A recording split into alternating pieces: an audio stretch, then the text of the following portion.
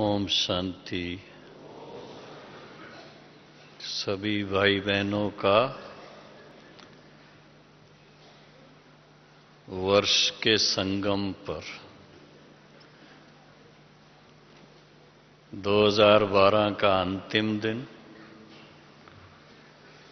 और 2013 का शुरुआत, इस शुभ संगम पर मधुबन में बहुत बहुत स्वागत है, स्वागत है, स्वागत है।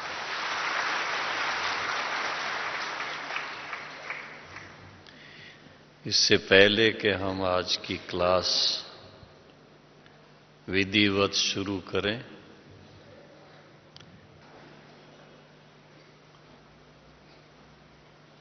बाबा के सभी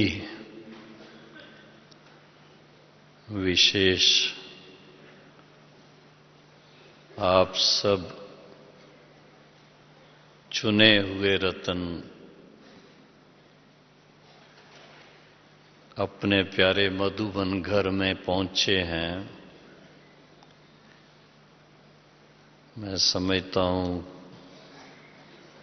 कई भाई बहनें पहली बार आए होंगे। जो पहली बार आए जरा हाथ खड़ा करें। काफी हैं, थैंक यू।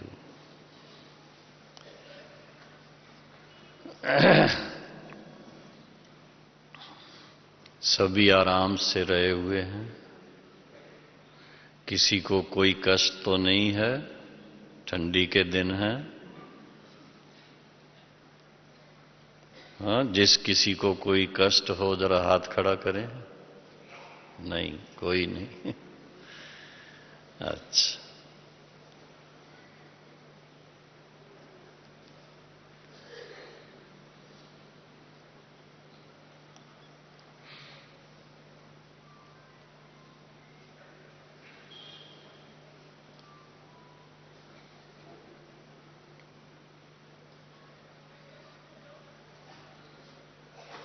आज का जो विषय है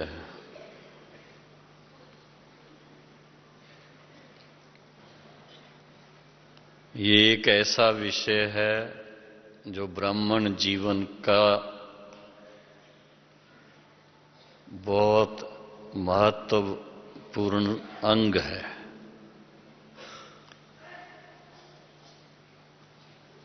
हम सबकी प्यारी दादी प्रकाश मणि जी, मैं समझता हूं सभी भाई बहनें उनसे परिचित हैं, मिले होंगे। बाद में जो उनके आए उन्होंने भी उनके बारे में पढ़ा होगा। उनकी कुछ क्लासेस या उनके कुछ भाषण टीवी पर, सीडी पर देखे होंगे, सुने होंगे।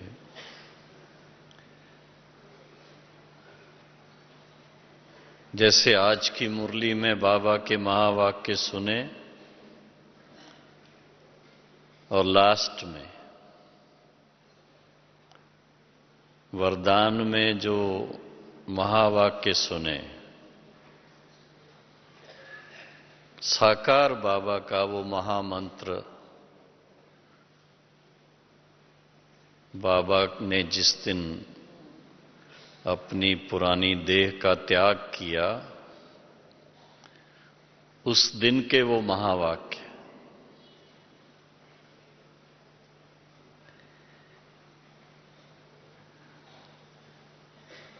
एक प्रकार से ब्राह्मण जीवन का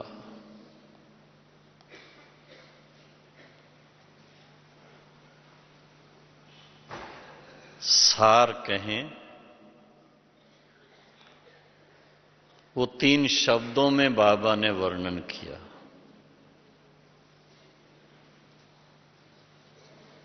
ब्राह्मण जीवन में हमारा पुरुषार्थ क्या होना चाहिए, वो एक शब्द है, निराकारी।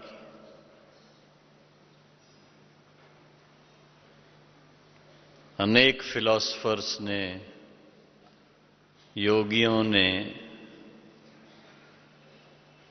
इस बात को रियलाइज करने के लिए, सेल्फ रियलाइजेशन,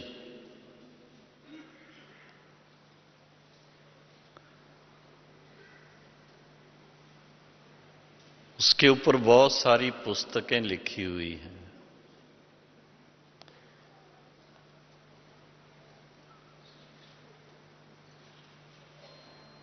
बाबा ने आजीवन जो शिव बाबा का साकार माध्यम बनकर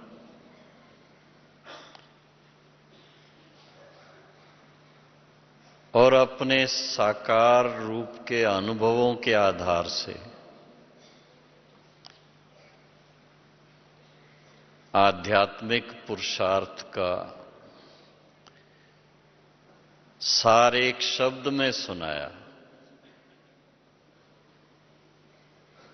कि जब तक हम आत्माएं अपने निज स्वरूप में स्थित नहीं होंगे, शिव बाबा के साथ भी मन नहीं लग सकता है। और उसका बाबा ने एक ही शब्द दिया, निराकारी। निराकारी स्थिति बनाने का आधार क्या है? जब तक मन मनोविकारों में उलझता है, घूमता है, ग्रस्त रहता है, निराकारी स्थिति नहीं बन सकती है।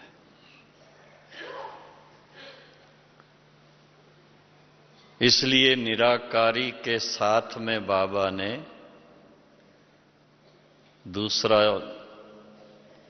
महामंत्र का सार कहो, एक शब्द में दिया, निर्विकारी।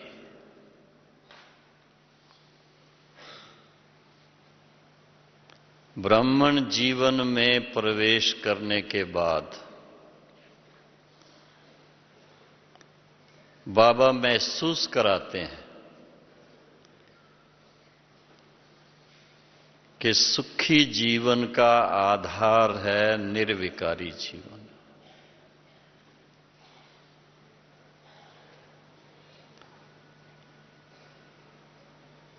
ये जीवन योग्य ही तभी है जब निर्विकारी है।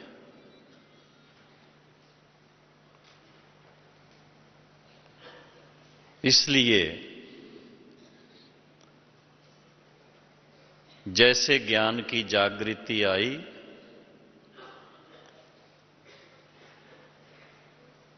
उस जागृति के आधार से समझ में आता है कि वास्तव में हम आत्माएं अपने ओरिजिनल वास्तविक स्वरूप में संपूर्ण निर्विकारी थी, तब देवता कहलाते थे।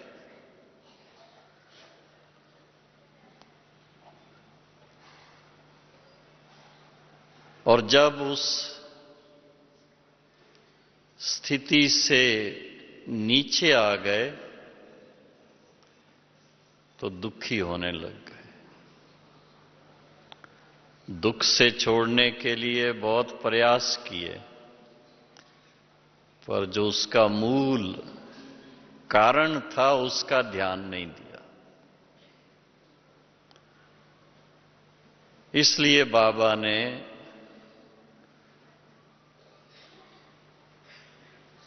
दूसरा मंत्र दिया था कि निर्विकारी जीवन होना चाहिए।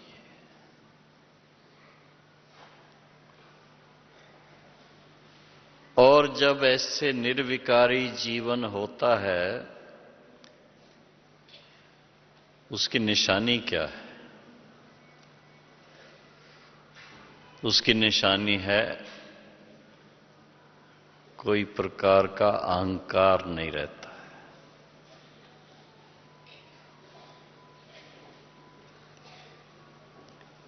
देह अभिमान नहीं, और उसके साथ साथ ये जो ईश्वरी जीवन प्राप्त हुई वो भी किससे प्राप्त हुई? देने वाले दाता ने इतनी सुंदर जीवन हम ब्राह्मण बच्चों को प्रदान की है। ऐसी श्रेष्ठ जीवन, उसका अहंकार नहीं चाहिए, क्योंकि अहंकार भी तो एक विकार है और पहला नंबर माना जाता है। बाकी सब तो उसके बाल बच्चे आगे बढ़ते हैं। तो साकार बाबा ने सारे ईश्वरी ज्ञान का सार अपनी अंतिम साकार मुरली जो शाम के टाइम बाबा ने चलाई थी,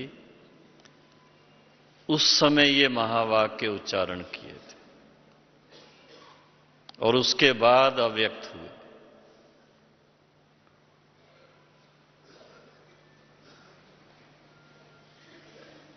इस गहराई में अगर अपने मन को ले जाएं और उसके अनुकूल अपने जीवन को ढाल लें,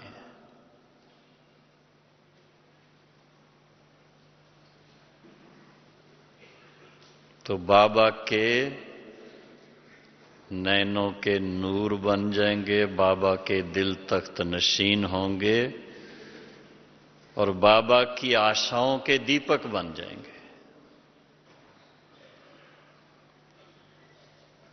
इसलिए अपने जीवन का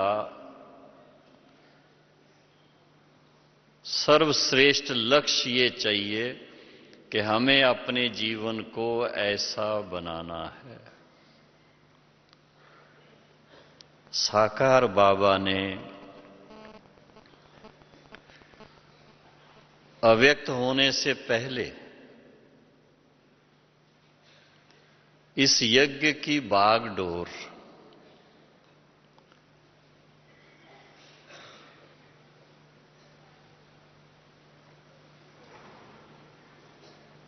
दादी प्रकाश मणि जी के हाथों में दी।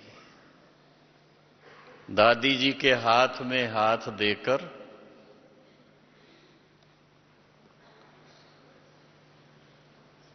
जैसे बाबा ने स्वयं इसका वर्णन किया कि अपनी सर्व शक्तियां दादी जी को प्रदान की।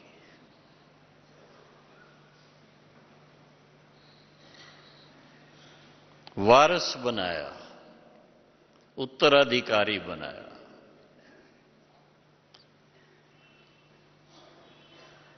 और दादी जी का महामंत्र, आप जाते हैं इधर कॉन्फ्रेंस हॉल के बाहर, दादी जी का एक बहुत सुंदर पेंटिंग, उस पर ये शब्द लिखे हुए हैं, निमित्त, निर्माण और निर्मल वाणी।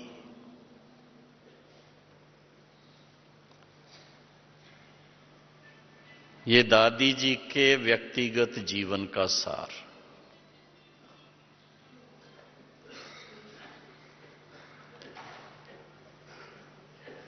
हम सभी जो भी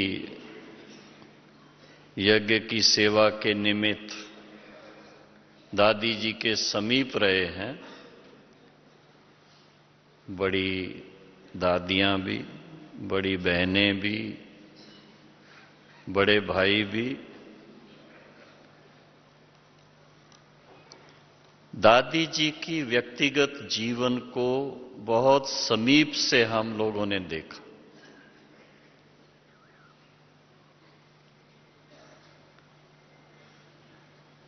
दादी जी ने कभी भी ये शो ही नहीं किया कि वो हेड ऑफ द इंस्टीट्यूशन है।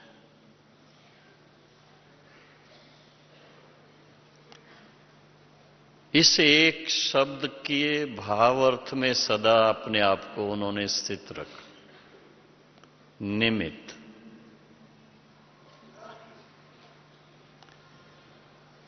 कार्य बाबा का है, कर्ण करावनहार स्वयं वो है, हम निमित्त हैं। और निमित्त बनकर जो भी सेवा में निमित्त हैं, सबको अपने साथी बनाया।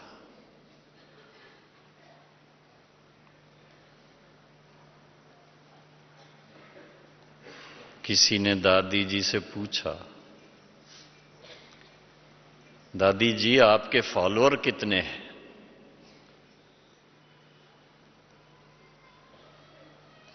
क्या जवाब दिया होगा? दादी जी ने कहा, यहां कोई फॉलोअर नहीं है,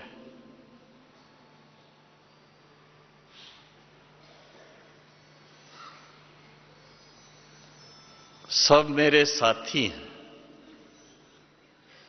बाबा के बच्चे हैं, मेरे भाई और बहनें हैं।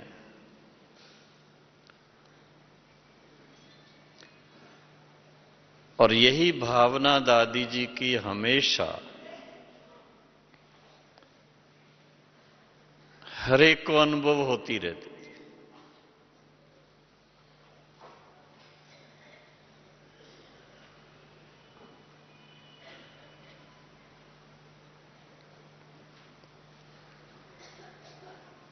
इस बात को अगर हम सभी अपना लें कि हम कितने खुशकिस्मत बाबा के बच्चे हैं, जिनको बाबा ने लाखों करोड़ों में से चुना है और चुन करके हमें अपना वारिस बनाया है और अपने कार्य के निमित्त बनाया है। चाहे कहीं पर भी हैं, बाबा के बच्चे हैं, चाहे गृहस्थ व्यवहार में हैं, चाहे समर्पित हैं, सेंटर्स पर रहने वाली बहनें हैं, भाई हैं, कोई भी हैं, लेकिन एक महानतम कार्य के निमित्त हैं सभी। मुझे वो दिन याद आते हैं जब बहुत थोड़े भाई बहनें थे। आज से 50 साल 52 साल पहले की बात कह रहा हूं, पर उस समय भी बाबा के सामने मुरली सुनने वाले तो 5-10 होते थे। कभी तो टेलीफोन पर मुरली सुना रहे थे बॉम्बे में, तो सामने 5-6 लोग बैठे थे बस। लेकिन बाबा ऐसे मुरली सुनाते जैसे सारे विश्व की आत्माओं को सुना रहे हों, और उसमें भी खास जो ईश्वरी परिवार में आने वाली आत्माएं, उनका आह्वान कर रहे हैं।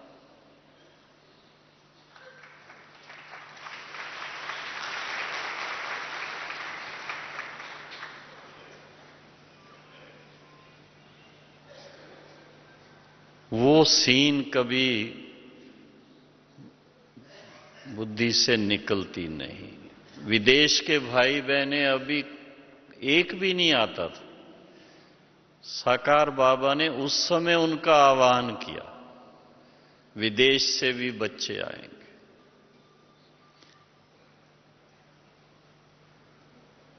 घर घर में बाबा का स्थान होगा, घर घर स्वर्ग बनेगा, घर घर में गीता पाठशाला होगी।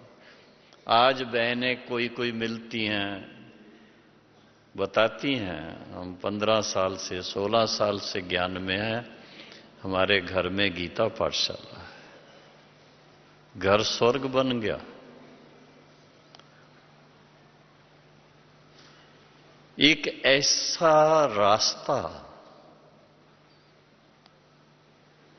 कि जब घर घर स्वर्ग बने तो ये विश्व स्वर्ग बने।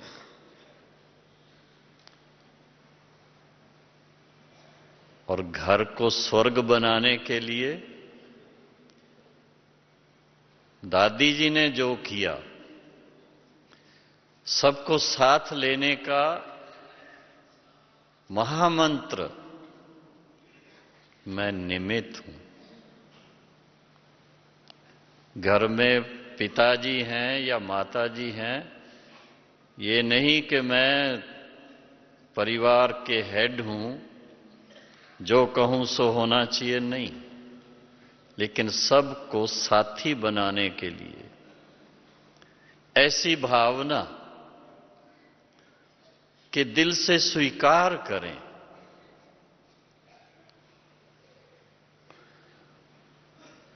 साकार बाबा के अव्यक्त होने तक 140-150 सेंटर थे।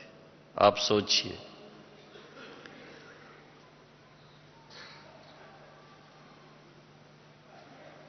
और उसके बाद जिसको निमित्त बनाया, दादी जी के कार्यकाल में कितने सेंटर हुए? 8,500 सेंटर हो गए। कितने देशों में? दादी जी के टाइम 125 देशों में। आज जब से दादी जानकी जी ने अपने हाथ में बागडोर ली है, उनके बाद लगभग 140 देशों तक संदेश पहुंच गया है।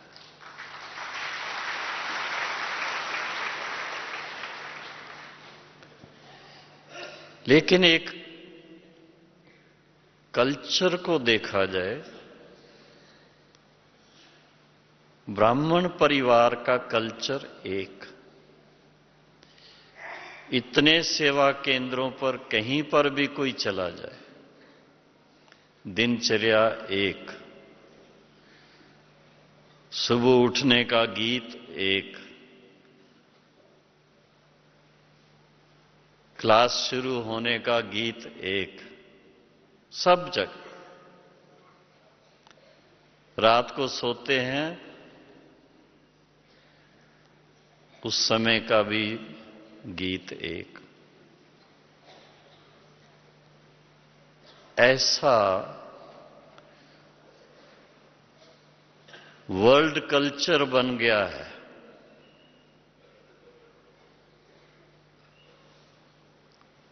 किस आधार से बना? वो दादी जी के महामंत्र से, मैं निमित्त हूं। हम सब अगर इस महामंत्र को जीवन में अपना लें तो दादी जी की तरह महान बन जाए।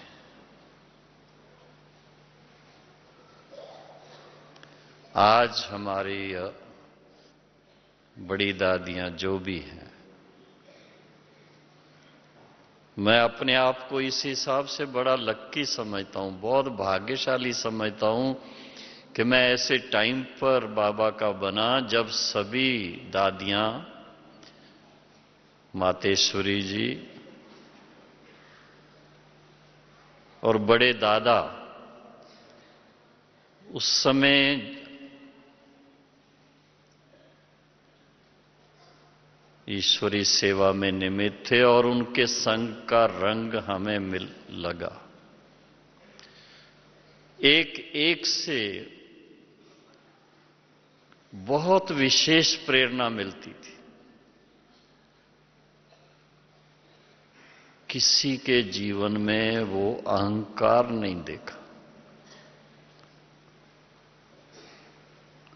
नहीं तो आप प्रैक्टिकल दुनिया में देखिए,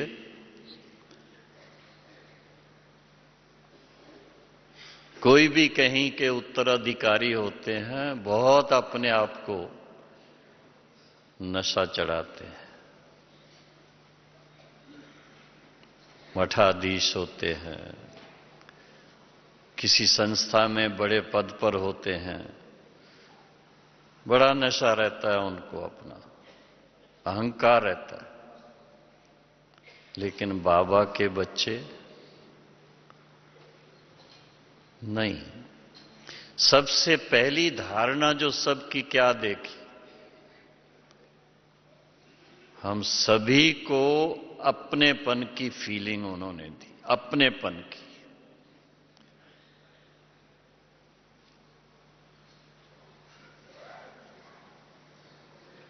हमारे बहनें हैं, हमारे भाई, बस एक ईश्वरी परिवार है। जो प्लेटिनम जुबली का गीत है वो प्रैक्टिकल है, और ऐसा माहौल दुनिया में कहीं पर नहीं है, कहीं पर नहीं है।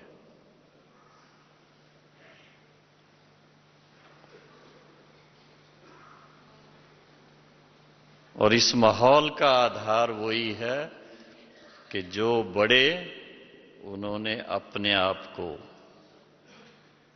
हमेशा निमित्त ही माना। निमित्त हैं बस। दादी जी से जब कोई बात पूछते थे, मैं निमित्त हूं, बाबा से पूछेंगे। बाबा की श्रीमत कदम कदम पर लेती थी।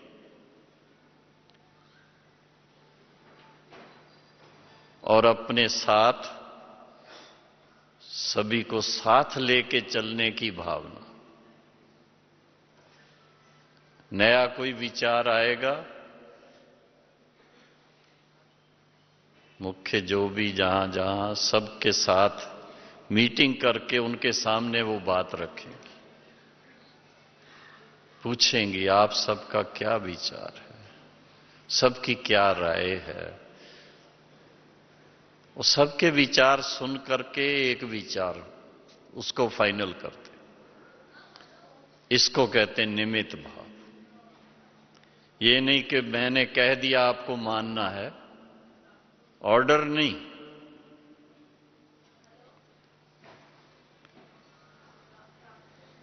और उसके कारण सबके दिल में दादी जी के प्रति बहुत प्यार, बहुत रिस्पेक्ट। ईश्वरी परिवार का कल्चर ही ये है कि यहां आदर सत्कार मांग के नहीं, लेकिन निमित्त भाव में आकर के, निमित्त बन करके सेवा करने से अपने आप एक दो का आदर होता है, एक दो की रिस्पेक्ट होती है।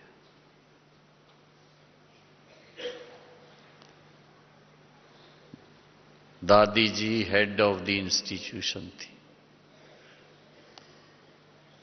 और जब कभी यहां सम्मेलन होते थे, उसमें संत सम्मेलन वगैरह भी हुए, या बड़े बड़े न्यायाधीश आते थे, सरकार के बहुत बड़े प्राइम मिनिस्टर भी आए, प्रेसिडेंट भी आए। ये नहीं कि दादी जी अपने गद्दी पर बैठे हैं और लोग आकर के उनको चरण स्पर्श करें, ऐसे नहीं। बाबा के घर आए हैं, आराम से रहने चाहिए। दादी जी खुद जा करके, जहां वो रहते वहां जा करके उनका प्यार से अभिनंदन करना और उनसे पूछना, आप आराम से रहे हैं, आपको कोई कष्ट तो नहीं।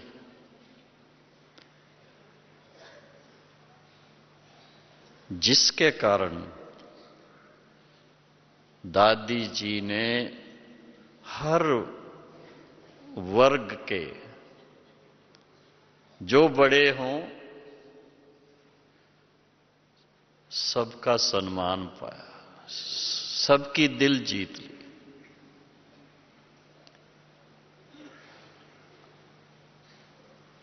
आज वर्ष का अंतिम दिन है। ऐसे शुभ दिन पर अगर हम स्वयं भी ऐसा संकल्प रखें, क्योंकि हर एक बहन भाई बाबा से एक्सपेक्ट करते हैं, बाबा क्या कहेंगे, मुरली में क्या होगा, क्या नया संदेश होगा, वो तो बाबा सुनाएंगे आज शाम को। लेकिन एक स्वयं हम लोग अपने पुरुषार्थ को ध्यान में रखते हुए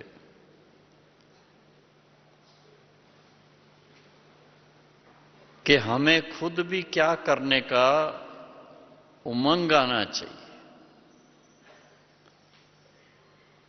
ईश्वरी परिवार का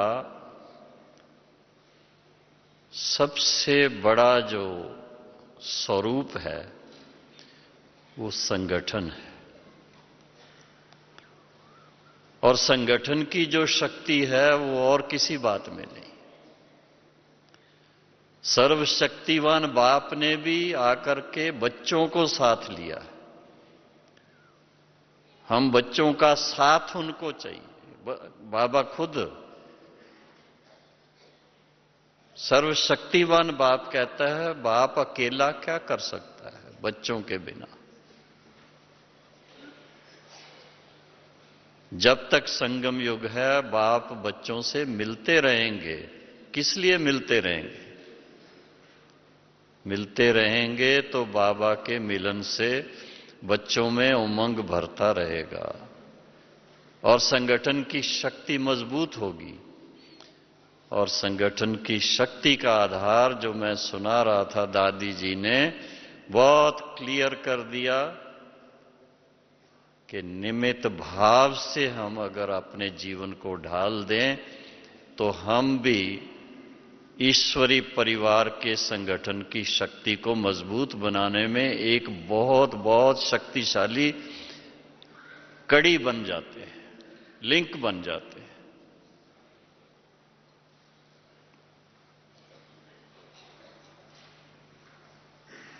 और उसके लिए दूसरा जो महामंत्र है, निर्माणता। निर्माणता एक ऐसी महान धारणा है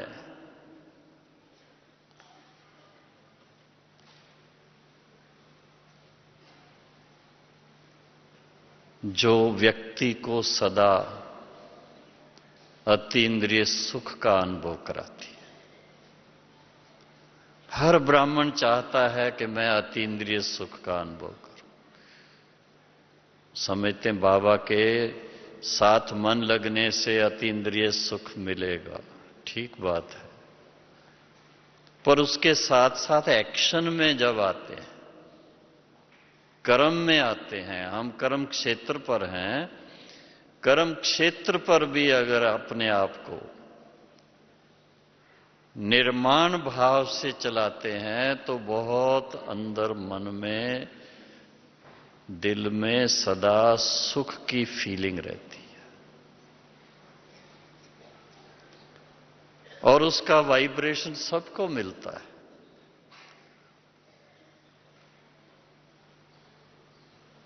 निस्वार्थ भाव से, निमित्त भाव से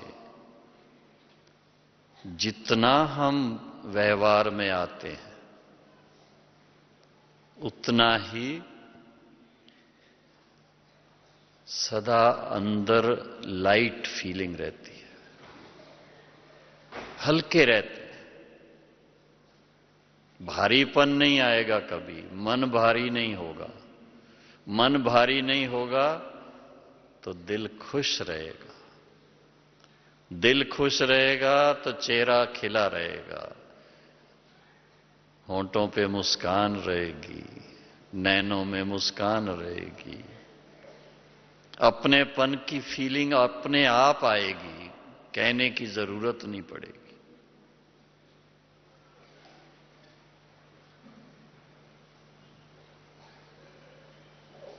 जितने भी महान आत्माएं हुए हैं, बाबा को देख लो। बाबा के महावाक्यों में बाबा कई बार ये बात साकार में कहते थे, बच्चे, I am your most most obedient servant father. बाप हूं लेकिन मोस्ट ओबीडियंट सर्वेंट हूं।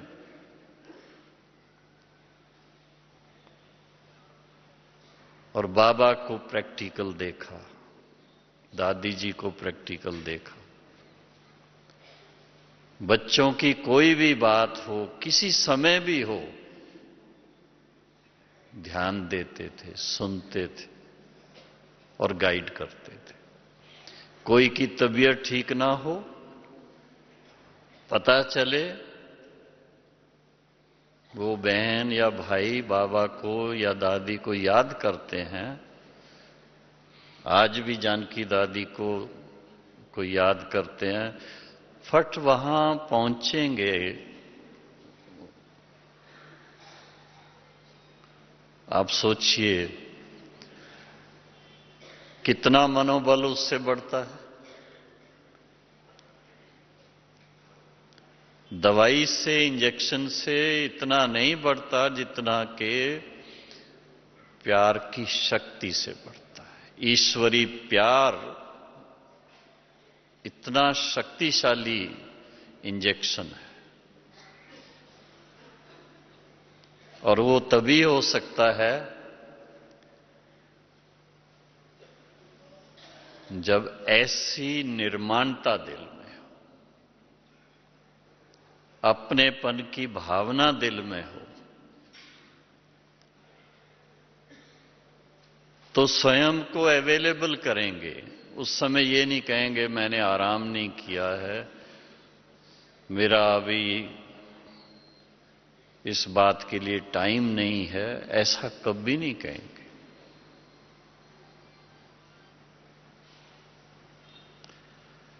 और जब ऐसी धारणा होती है तो भाषा ऑटोमेटिकली कैसी हो जाती है? शुद्ध, शुभ, जिसको दादी जी के लिए कहते हैं निर्मल वाणी।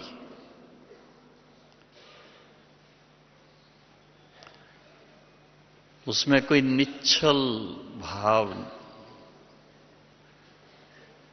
सब देखने में आएंगे। छल नहीं, कपट नहीं, कुछ नहीं, निश्चल भाव।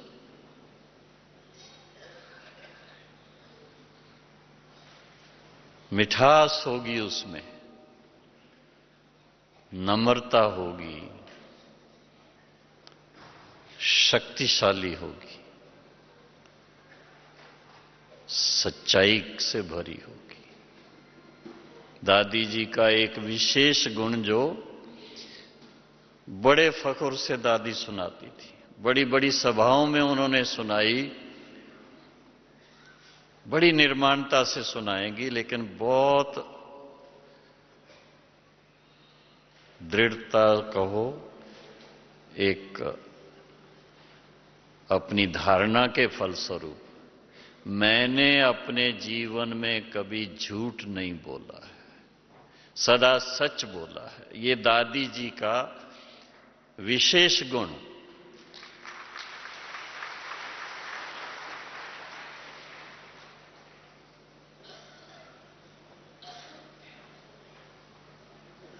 एक बार एक सम्मेलन हो रहा था,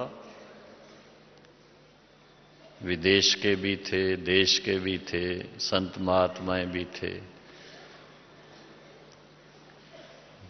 दादी जी को किसी ने इशारा दिया, दादी आप खान पान की बात पर बहुत जोर देती हैं, वेजिटेरियन खाना होना चाहिए, इसकी बात नहीं करना। तो दादी जी ने सुन लिया, मुस्कुरा दिया, सिर तो ऐसे हिला दिया। लेकिन जब उन्होंने भाषण किया तो उस बात को बड़े जोर से कहा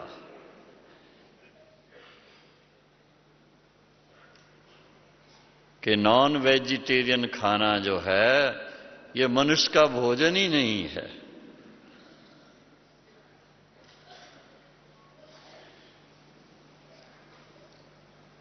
सात्विक भोजन, शिव बाबा की याद में बना हुआ भोजन, जिसके लिए देवताएं भी तरसते हैं, उस ब्रह्मा भोजन की महिमा है। वो खाएंगे तो मन शुद्ध होगा।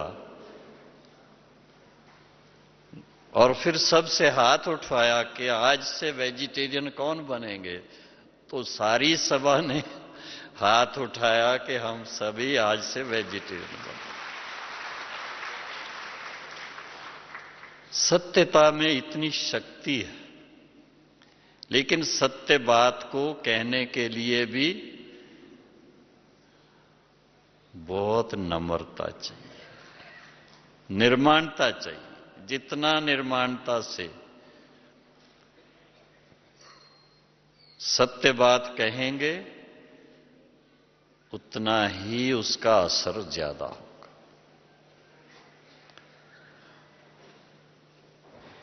नहीं तो दुनिया में क्या कहते हैं, सत्य जो है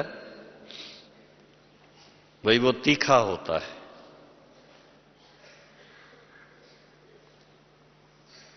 और उसके कारण नुकसान हो जाता है। यूं तो सत्य बोलने से फायदा होना चाहिए, अच्छी बात होनी चाहिए। तो वो सीखने को मिलता है बड़ों से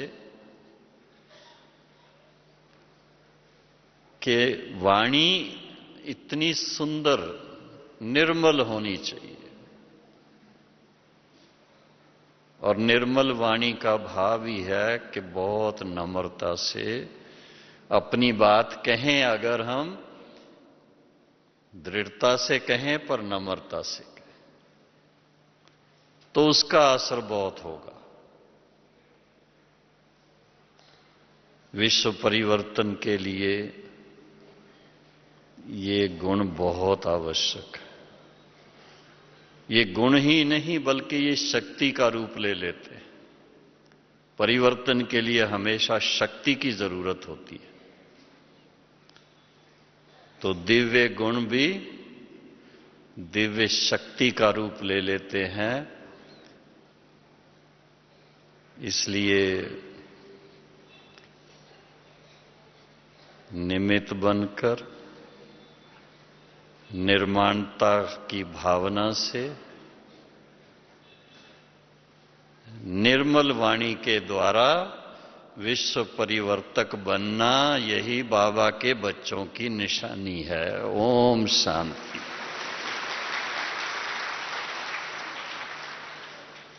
अभी आज के दिन की खुशी मनाएंगे। सभी के पास अपने कागज पेन हैं?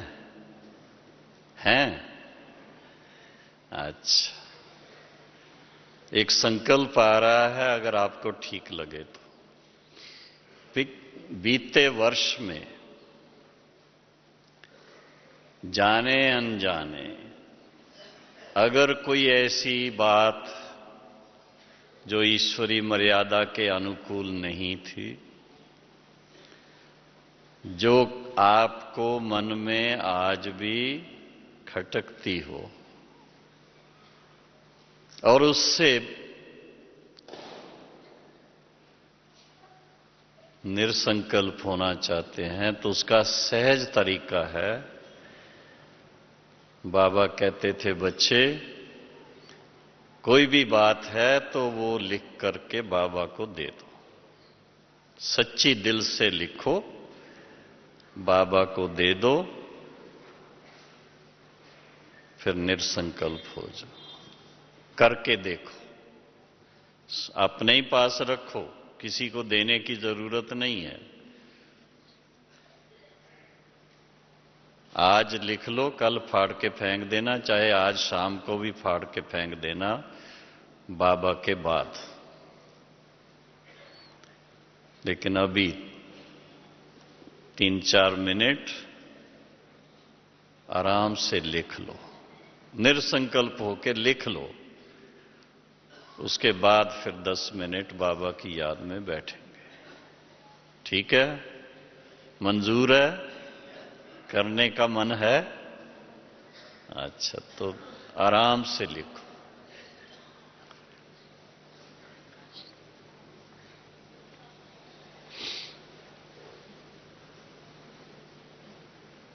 कई भाई बहनें पूछते हैं दादी की तबीयत कैसे है। गुलजार दादी की तबीयत बहुत अच्छी है।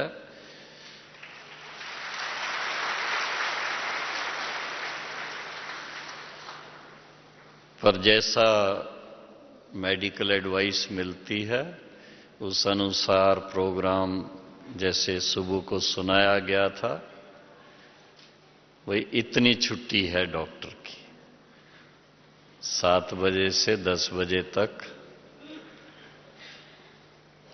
तो ये भी अहो सौभाग्य है कि इतना समय हम सभी किसके साथ बिताएंगे। दुनिया में तो 1 सेकंड के साक्षात्कार के लिए इतना माथामारी करते हैं, फिर भी दर्शन नहीं होता है। और यहां बाबा सन्मुख होंगे।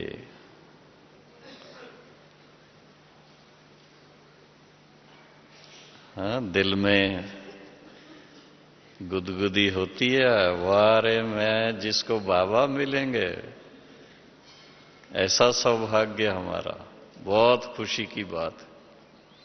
उसी नशे में रहना, सारा दिन उसी नशे में रहना। कहते हैं ना, साल के अंत में अंत भला सो भला, तो अंत में भी बाबा से मिलेंगे तो अगले साल सारा साल उसका फल मिलता रहेगा। सारा साल तो क्या, अगले युग तक चलेगा वो।